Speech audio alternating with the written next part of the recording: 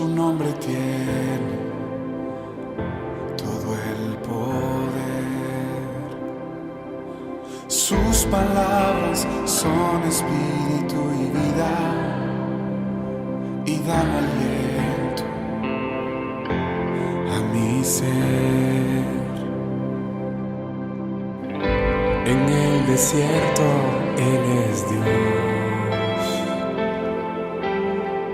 y su gloria hoy podemos ver. Hay poder en su nombre, hay poder en su presencia, hay poder en su resurrección. Hay poder en su sangre, hay poder en su palabra, hay poder en el nombre de Jesús. En la adversidad se levanta, me sostiene con su favor. Él me libra de todos mis temores y borra toda transgresión.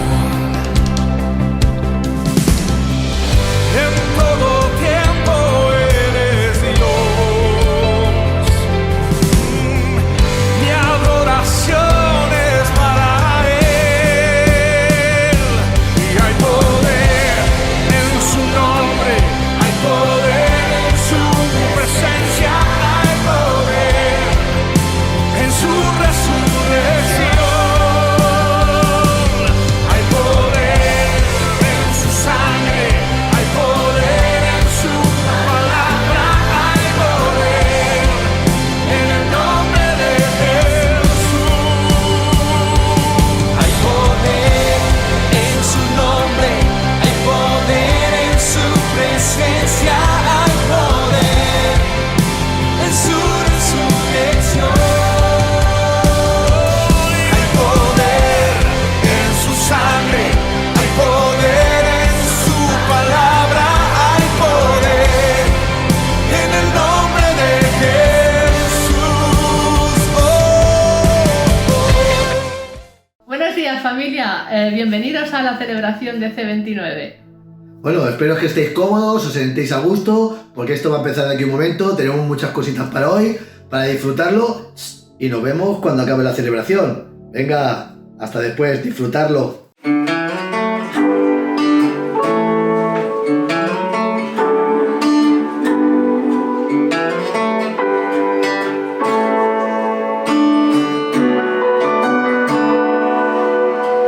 Quiero levantar a ti mis manos,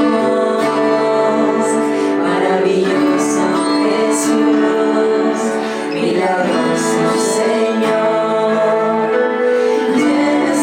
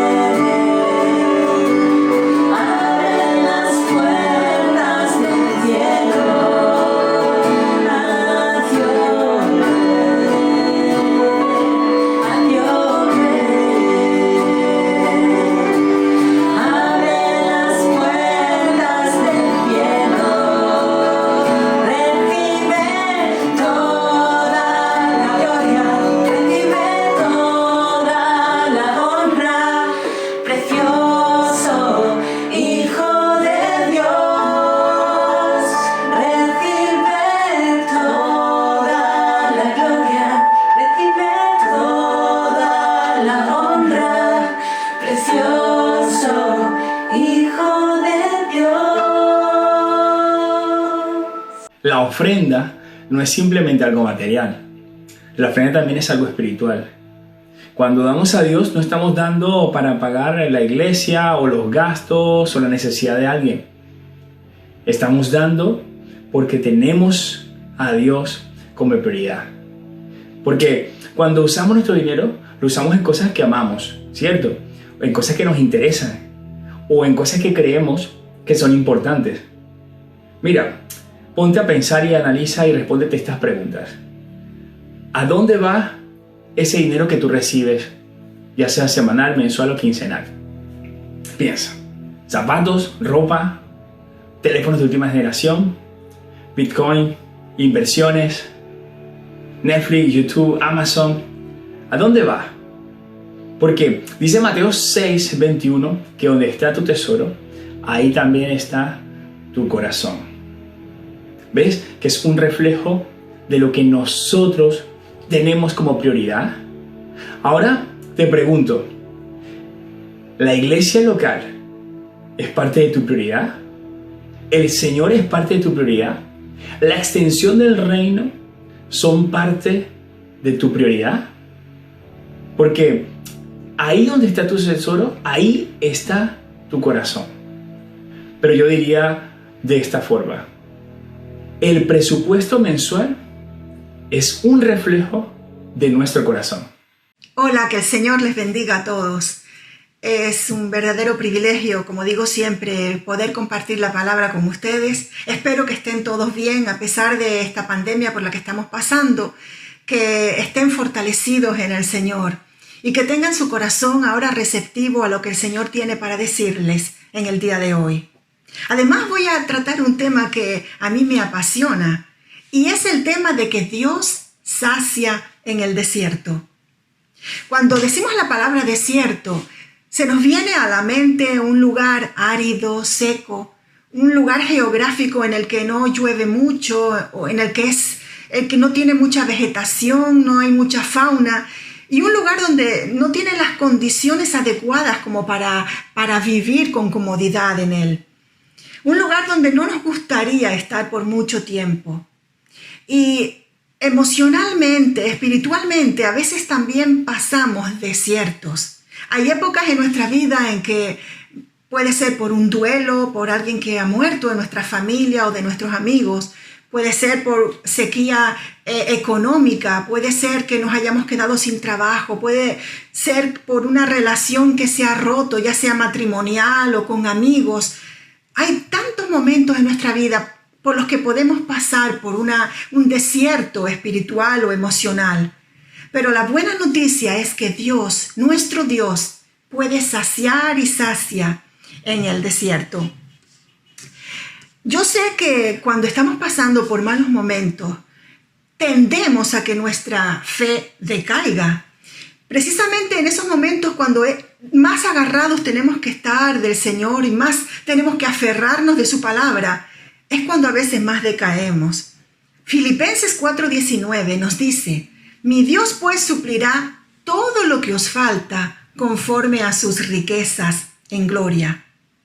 Fíjense ustedes que esta promesa no depende del lugar donde estamos. No depende de si estás en el desierto o estás en una tierra fructífera. Depende de Dios, de un Dios inmutable que no cambia nunca y que ha hecho una promesa a la que va a serle fiel. Es un Dios del que dice la Biblia que no es hombre para que mienta, ni hijo de hombre para que se arrepienta. Si Él lo dijo, ¿no lo hará? Si lo habló, ¿no lo ejecutará? Por supuesto que sí, Dios es fiel a sus promesas. Y si Él dice que nos va a suplir todas nuestras necesidades conforme a sus riquezas en gloria, podemos estar seguros de que Él lo hará. Y como decía antes, no depende de si estás en un desierto o si estás en la tierra prometida. Dios va a suplirte igual. Dios sacia en el desierto. Y si por casualidad en el día de hoy tú te encuentras en un desierto emocional, en un desierto espiritual y notas que tu fe va decayendo, pues mira, la Biblia te da la fórmula para que tu fe sea avivada. Romanos nos enseña que La fe viene por el oír la palabra de Dios.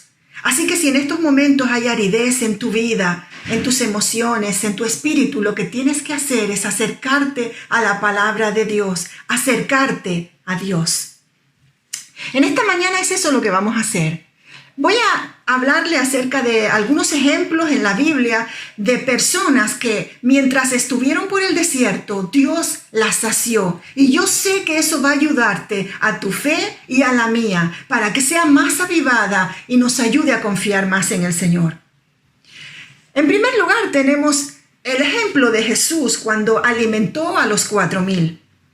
Esto lo encontramos en Marcos capítulo 8, versículos del 1 hasta el 4. Ahora mismo no lo voy a leer, pero sí les voy a decir de qué va. Yo sé que ustedes lo van a recordar rápidamente. Esta historia es bastante conocida y vemos que hay una multitud de personas, exactamente 4,000 hombres, además de mujeres y de niños. Y están en medio del desierto escuchando a Jesús. Ya llevan 3 días escuchando la palabra de nuestro Salvador, enseñanzas acerca del reino. Y están tan absortos y están tan entusiasmados escuchando a Jesús que hasta se han olvidado de comer. Si es que llevaron comida, seguramente se les habría acabado en el primer día. Pero ya eran 3 días los que habían estado allí escuchando al Señor. Y ya no habían comido por un par de días al menos. Entonces Jesús decide despedirlos para que vayan a sus casas a descansar. Pero el Señor le dice a sus discípulos: ¿saben qué? Me da pena enviar a toda esta multitud a sus casas sin nada que comer. Porque ya llevan varios días sin comer y si les mando a sus casas así, algunos van a desfallecer en el camino, porque hay algunos de ellos que viven muy lejos. Entonces, la palabra esta de me da pena enviarlos, esta palabra en el original es mucho más profunda. Es como si a Jesús le estuviesen en las entrañas conmoviéndosele por la situación en que se encontraban esas personas, por la falta de alimento, y no quería enviarlos así a sus casas. Cuando se lo dijo a los discípulos hicieron una pregunta que a mí me parece muy, muy curiosa. Y no es que preguntar sea malo, preguntar es bueno. De hecho, los niños, cuando hay una etapa en sus vidas, cuando hacen 1001 preguntas, pero es precisamente porque están en una época en que tienen que aprender, tienen necesidad de satisfacer esa curiosidad y ese deseo de tener más conocimiento. Cuando un alumno le hace una pregunta a un maestro, eso al maestro le agrada. Y Jesús estaba allí, era el maestro, y los discípulos estaban allí, eran los alumnos. Ellos se acercaron y le dijeron a Jesús: Señor, ¿de dónde puede alguien sacar pan para saciar a estos aquí en el desierto? A mí esta pregunta me parece que dejaría un poco perplejo a Jesús. ¿Y saben por qué digo que era una pregunta curiosa y una pregunta que dejaría perplejo a Jesús? Porque la historia esta que estamos viendo se encuentra en Marcos capítulo 8. Pero si pasan una página hacia atrás en la Biblia, en Marcos capítulo 6, Jesús alimentó no a 4,000, sino a 5,000 hombres, más las mujeres y los niños. Entonces vemos que la pregunta que le hacen los discípulos está un poco fuera de lugar. Pero ¿cómo puede ser que si hace unos días, no sé, tal vez una semana, Jesús había alimentado a 5,000 hombres, más mujeres y niños? ¿Cómo es que ahora le preguntan que de dónde va a sacar a alguien pan para saciar a estos aquí en el desierto? Tenían a Jesús delante de ellos y ellos habían sido testigos de un milagro de provisión divina en medio del desierto. Pero ¿saben una cosa? Jesús ni les respondió a esa pregunta. Jesús dijo: bueno, voy a dejar que sean ellos mismos quienes respondan a esa pregunta. Y así que le dijo: vamos a ver, ¿qué es lo que tenemos por aquí? Y ellos le dijeron: tenemos 7 panes y algunos pececillos. La Biblia dice que Jesús tomó en sus manos esos 7 panes y no puso su enfoque en la cantidad de personas que había que alimentar. No puso su enfoque en lo que le faltaba. Jesús puso su enfoque en lo que tenía en sus manos y le dio gracias al Padre. Jesús le agradeció al Padre por eso que a nosotros nos podía haber parecido muy poco, escaso. Jesús le dio gracias. Gracias, Padre, por esto que tú me pones en mis manos. Y lo bendijo. No maldijo la situación. No maldijo el hecho de estar en escasez. Bendijo el tener 7 panes allí. Y entonces lo partió y ocurrió el milagro. Dios multiplicó los panes, multiplicó los peces.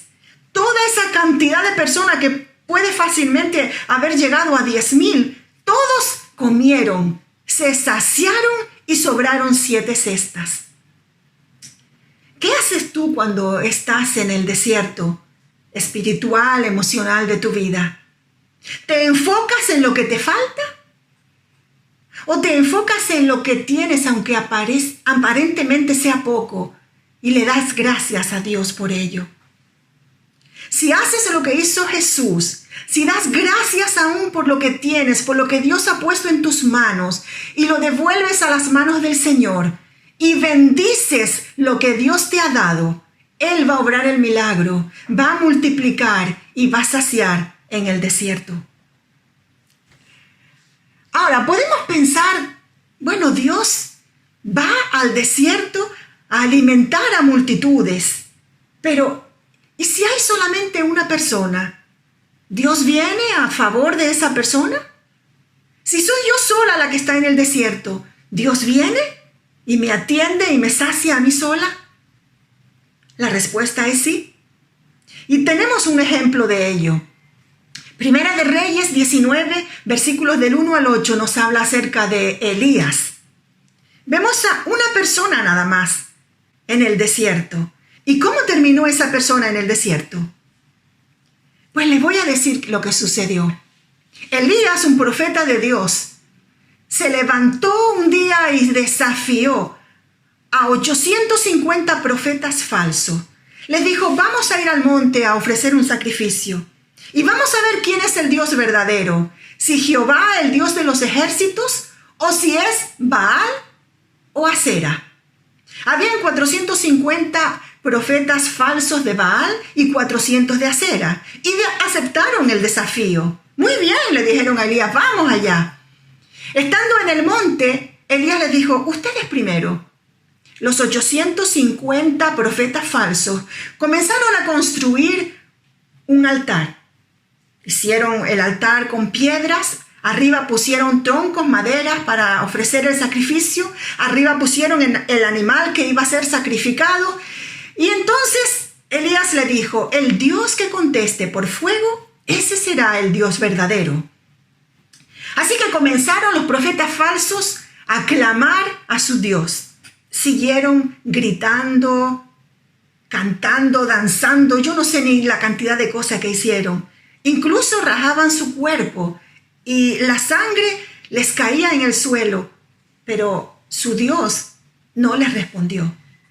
Cuando ya estaba bien avanzada la tarde, le tocaba a Elías pedir a su Dios que consumiera con fuego el sacrificio. Así que él levantó el altar, puso las piedras correspondientes, puso la leña que tenía que poner para ser quemada, puso el sacrificio, el animal.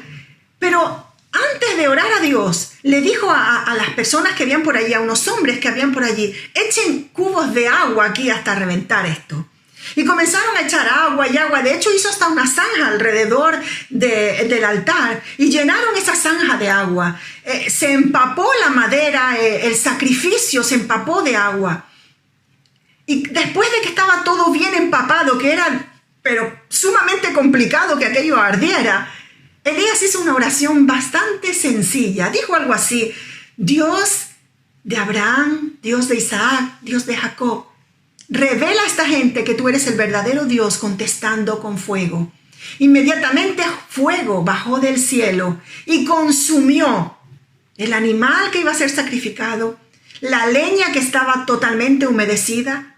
Dice la Biblia que consumió las piedras del altar, el polvo y todo el agua que estaba en las zanjas. Todo el mundo reconoció que Dios, Jehová de los ejércitos, era el único y verdadero Dios. Entonces Elías mató a los 850 falsos profetas. ¿Pero qué pasó? Que Jezabel, la esposa del rey Acab, que era una idólatra, que había llevado al pueblo de Israel a pecar con idolatría y que era protectora de estos 850 profetas falsos, se enojó muchísimo con Elías y le dijo: ten por seguro que mañana a esta hora tú también estarás muerto como uno de ellos. Así que Elías temió lo que había dicho Jezabel y huyó. ¿Y a dónde se fue? Al desierto. Es aquí a este que encontramos, a Elías, a este único profeta en el desierto solo. Estaba deseando morirse. Yo la verdad es que no entiendo muy bien, porque si estaba deseando morirse realmente, pues podía haberse quedado donde estaba, porque Jezabel lo iba a matar. Así que yo realmente no creo que él quería morirse, pero sí que estaba como de bajona, estaba mal. Y huyó al desierto, y dice la Biblia que se puso debajo de un enebro y se quedó dormido. ¿Y saben qué? El Dios que sacia en el desierto fue a donde estaba él. No había una gran multitud a la que proveer, pero había uno que sí necesitaba ser provisto y saciado por Dios. Y allí Dios envió a su ángel, y el ángel tocó a Elías y le dijo: Elías, despiértate, Elías, come y bebe. Le había preparado una torta, le había preparado una tinaja con agua, y Elías pudo comer y pudo beber. Y nuevamente Elías se acostó y durmió. Al rato el ángel le volvió a llamar: Elías, Elías, levántate y come, porque largo camino te queda por delante.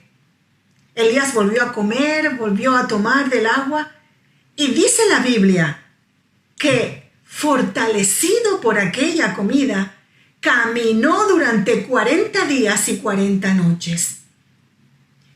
Ven cómo Dios no solamente te sacia en el desierto, sino que te nutre de una manera especial. Él puede hacer que 7 panes se conviertan en miles de panes, o que la nutrición de miles de panes esté solamente en uno. Y es el caso de Elías. Así que si tú estás solo en el desierto, ni por un momento pienses que Dios no va a acercarse a ti, porque tú eres importante para Dios. Pasó lo mismo con Jesús. Dice la Biblia que Jesús fue llevado por el Espíritu al desierto. Y allí estuvo por 40 días y el diablo le tentaba. Y él venció toda tentación. Y saben, dice la Biblia que los ángeles vinieron y le sustentaron, porque Dios sacia en el desierto. Voy a ponerles otro ejemplo más. El pueblo de Israel, y este sí que quiero leer unos versículos que se encuentran en Nehemías capítulo 9, los versículos son del 19 al 21, y dice así: Tú, con todo, por tus muchas misericordias, no los abandonaste en el desierto. La columna de nube no se apartó de ellos de día para guiarlos por el camino, ni de noche la columna de fuego para alumbrarles el camino por el cual habían de ir. Y enviaste tu buen espíritu para enseñarles, y no retiraste el maná de su boca, y agua les diste para su sed. Los sustentaste 40 años en el desierto. De ninguna cosa tuvieron necesidad. Sus vestidos no se envejecieron, ni se hincharon sus pies. Todos conocemos esta historia, pero aunque sea una historia conocida, no significa que no podemos aprender algo nuevo de ella. El pueblo de Israel había estado por muchos años, por 400 años, en Egipto. Y llegó el día en que Dios levantó a Moisés y le dijo: vete y habla con Faraón para que deje salir a mi pueblo para que me sirva. Así que Moisés fue y se enfrentó a Faraón y le dijo las palabras exactas que Dios le había dicho que les dijera. Pero Faraón endureció su corazón y no quiso dejar salir al pueblo. Dios envió hasta 10 plagas. Ya sabemos que eran la de las úlceras, las tinieblas, los piojos, las ranas, un montón de plagas. Pero él seguía con su corazón endurecido. Hasta que la última plaga, que fue la de la muerte de los primogénitos, hizo que Faraón dijera: váyanse de aquí y sirvan a su Dios. Así que el pueblo de Israel salió de Egipto y fue directamente al desierto. Y durante 2 años, dice la Biblia, que estuvieron en el desierto. Y fue un tiempo en que Dios les enseñó mucho. Dios quería que ese tiempo ellos estuvieran allí porque Él quería enseñarles acerca de la ley. Quería enseñarles acerca de cómo podían construir el tabernáculo. Quería instituir el sistema levítico, el sacerdocio. Querían enseñarles acerca del sacrificio o los distintos tipos de sacrificio. Y todo eso Dios se lo enseñó en ese espacio de 2 años. Después de ese tiempo, Dios consideró que ya era el momento de llegar a la tierra prometida. Así que cuando estaban en la frontera, el pueblo de Israel envió a 12 espías para que observaran todo lo que había en la tierra. 10 vinieron con un reporte, no de malo acerca de la tierra, porque la tierra era buena y era fructífera, pero sí un reporte malo en cuanto a la gente que había allí. Ellos dijeron: hay gigantes allí, si vamos allí nos van a devorar como si fuésemos langostas. Sin embargo, habían otros 2, estos eran Josué y Caleb, que dieron un reporte de fe y dijeron: Dios nos ha dado esa tierra es nuestra porque Dios nos la ha prometido, así que vamos a ir y vamos a conquistarla. Cuando ellos dijeron esto, Dios tuvo que intervenir, porque los israelitas por poco los matan, iban a apedrearlos. Dios los protegió y el pueblo de Israel decidió que iba a hacer caso a los otros 10 espías. Así que en vez de conquistar la tierra prometida, volvieron de regreso al desierto y estuvieron 38 años más en el desierto sin que fuera la voluntad de Dios. ¿Saben? Esto nos enseña algo interesante. Hay una enseñanza importante aquí. Y es que tú puedes estar en el desierto porque Dios ha permitido que estés ahí. Y Él va a hacer, si es así, Él va a hacer que todo vaya para tu bien. Pero también puedes estar en el desierto porque tú has decidido estar ahí. Los 2 primeros años del pueblo de Israel, Dios tenía planes para ellos, tenía enseñanzas que darle, pero los otros 38 años no. ¿Y saben qué? Dios podía haberle dicho a los israelitas: bueno, si ustedes deciden no obedecerme y regresar al desierto, entonces ustedes cuídense solos. Ustedes sacien su hambre y su sed solos. Ustedes protéjanse solos y guíense ustedes solos.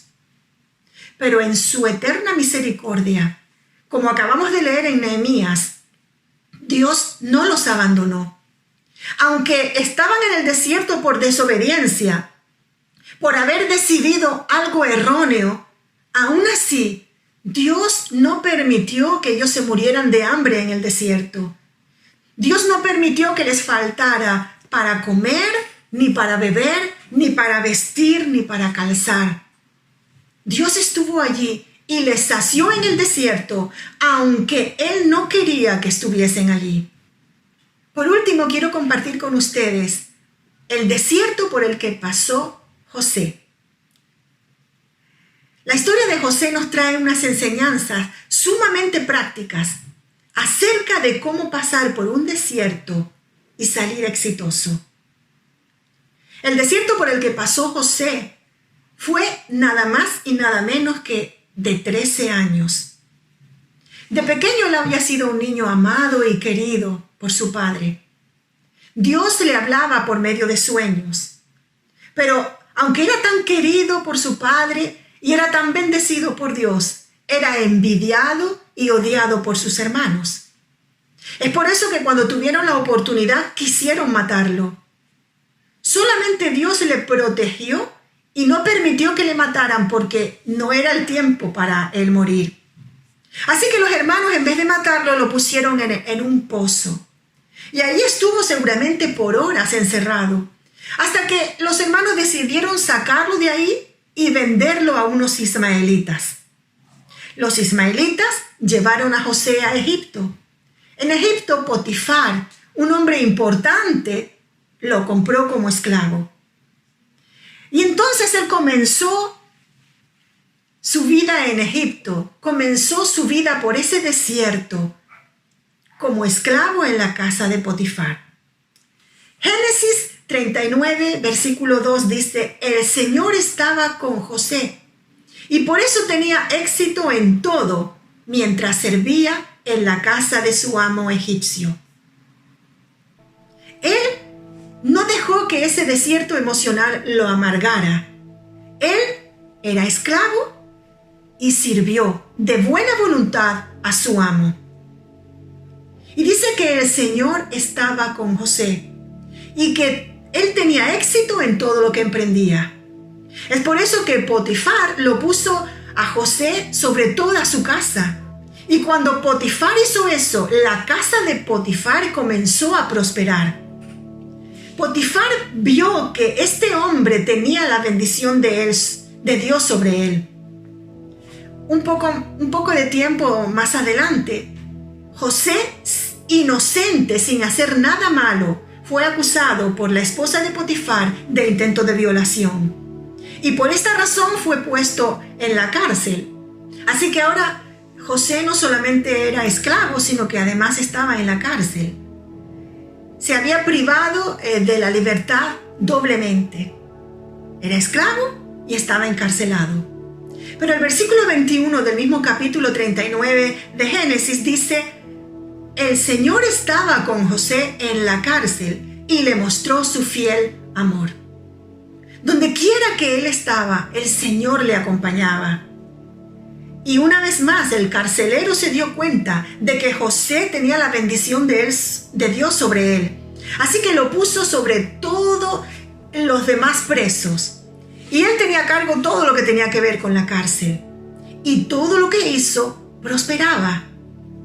Y saben, un día él vio que el panadero y el copero del rey que habían sido encarcelados estaban tristes. Y fíjense, con todos los problemas que tenía José, que parece que iba de mal en peor, se daba cuenta de cuando alguien estaba triste y se preocupaba por los demás. Y les preguntó por qué están entristecidos. Y ellos le dijeron, la razón por la que estamos tristes es porque hemos tenido un sueño cada uno y no sabemos cuál es la interpretación. Y José puso en práctica el don de interpretación de sueños que tenía. Lo puso en práctica también en medio del desierto, en esa cárcel. Le dijo, no se preocupen, es de Dios las interpretaciones. Díganme cuáles son esos sueños. El panadero y el copero le contaron el sueño a José y José lo interpretó. Le dijo al panadero, tú vas a morir de aquí a 3 días. Y al copero, tú vas a ser restaurado en tu trabajo como copero del rey. A los 3 días sucedió como él había dicho. Y cuando el copero estaba trabajando con Faraón, hubo un día en que Faraón tuvo también un sueño. Y llamó a todos los brujos y los astrólogos y todos los que tenía por allí para interpretar su sueño, y nadie supo darle la interpretación.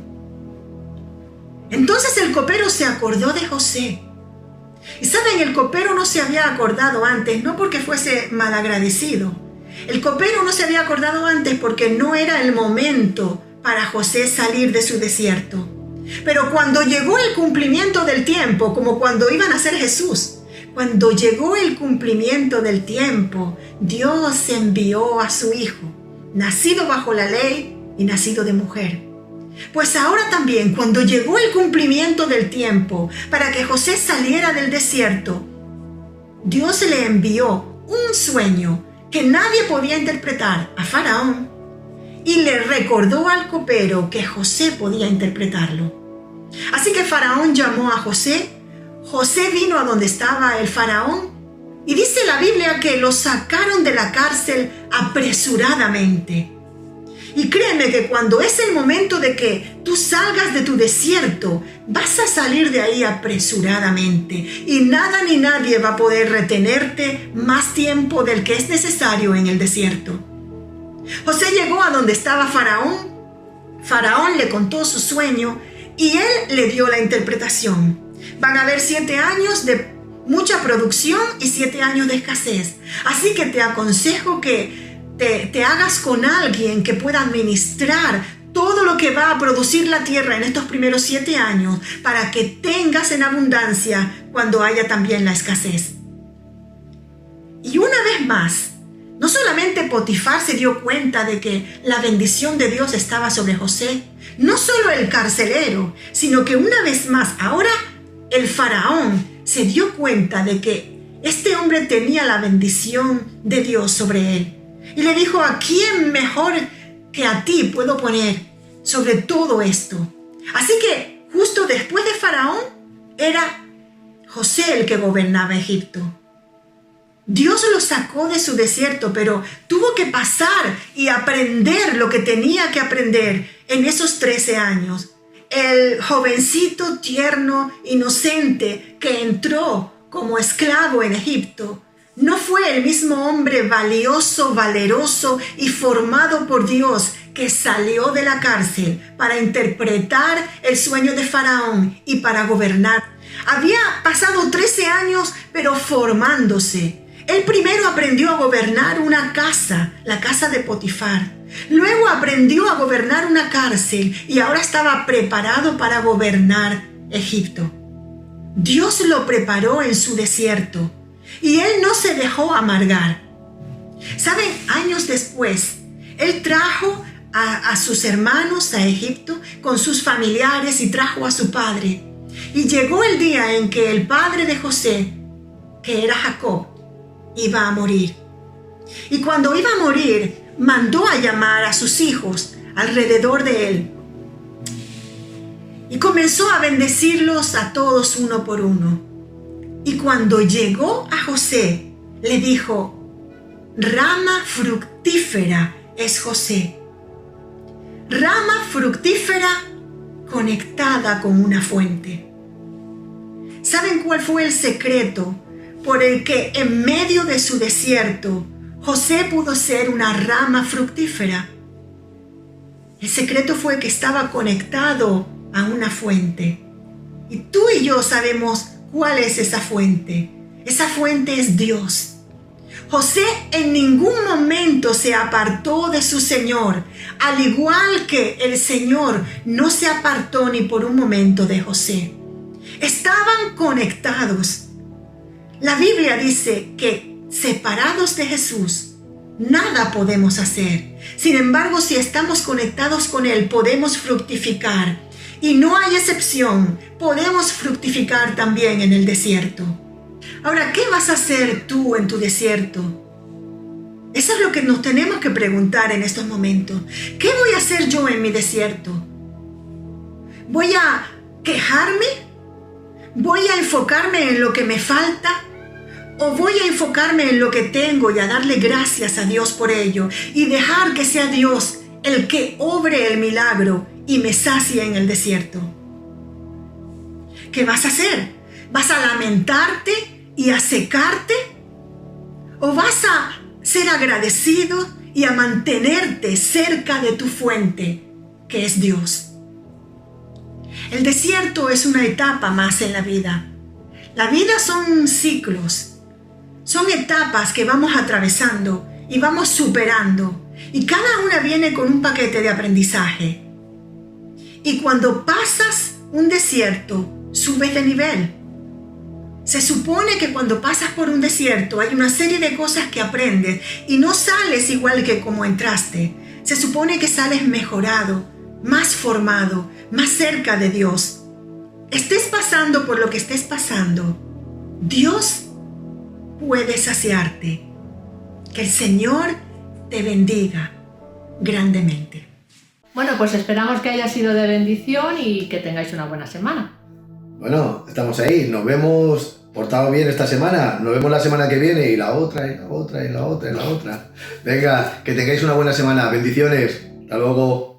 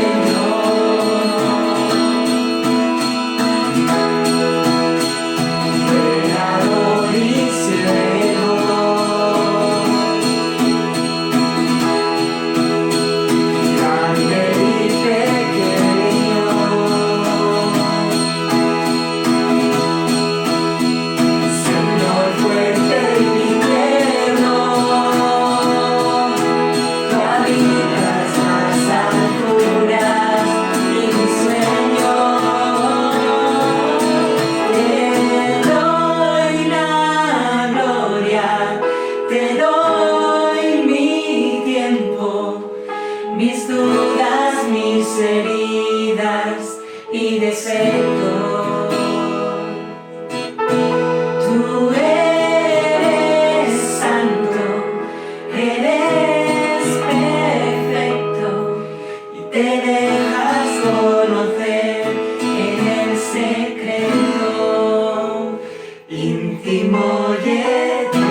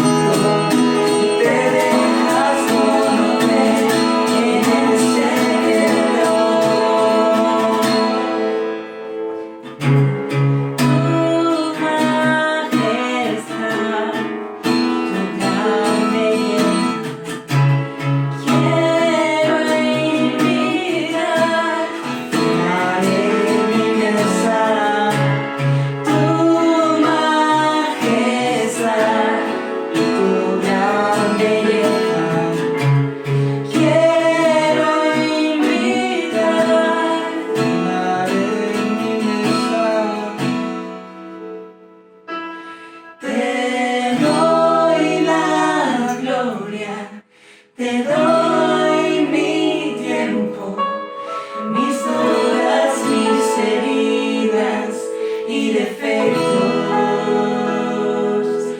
Tú eres santo, eres perfecto y te dejas conocer en el secreto